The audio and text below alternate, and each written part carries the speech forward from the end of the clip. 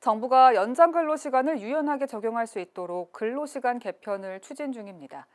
연장 근로시간을 노사 합의로 조절해 일이 많을 때는 몰아서 일을 하고 없을 때는 쉬게 하자는 취지인데요. 기업들, 특히 인력난이 심각한 중소기업 제조업 분야에서는 일감이 많을 때 일을 집중적으로 할 수 있어 효율적이라며 반기는 분위기입니다. 반면 근로자들은 이를 악용할 수 있다며 우려를 나타내고 있는데요. 특히 주 69시간 근로를 둘러싼 논란이 지속되는 가운데 고용부는 지속적인 현장 의견 수렴을 통해 실효적인 보완 방안을 마련하겠다는 방침입니다. 이동규 기자입니다. 정부는 이달 초 근로시간 개편안을 발표했습니다.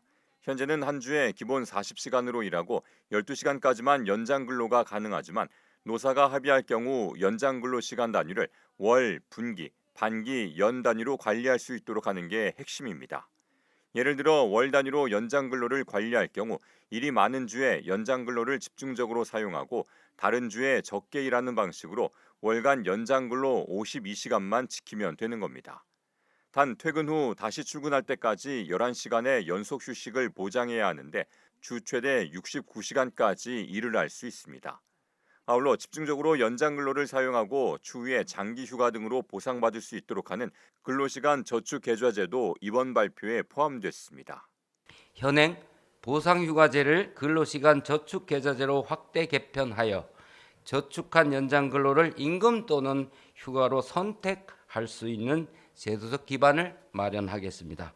기존의 연차 휴가와 결합하면 안식월, 한 달 살기 등 장기 휴가도 가능하게 됩니다.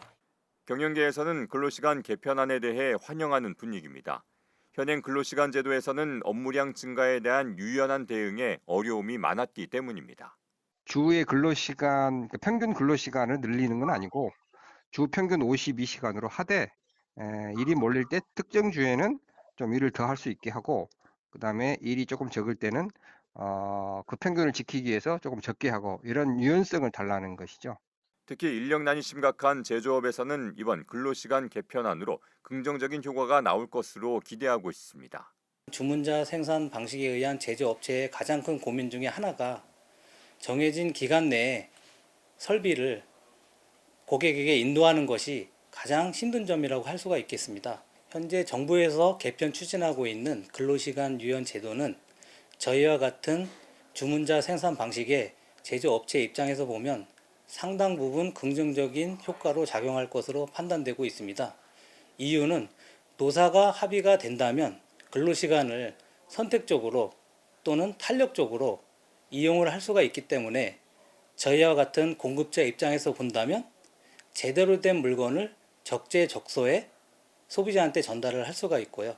이번 근로시간 개편안에 대해 근로자들은 업무 유연성 측면에서는 일정 부분 동의하는 분위기입니다. 많죠. 52시간이지만 집에 가져가서 하는 사람들도 많고 만약에 일이 많아서 이게 일정 안에 소화할 수 있는 양이 아니고 더 넘친다 하는 경우는 집에 두고 가서 하는 경우가 많아요.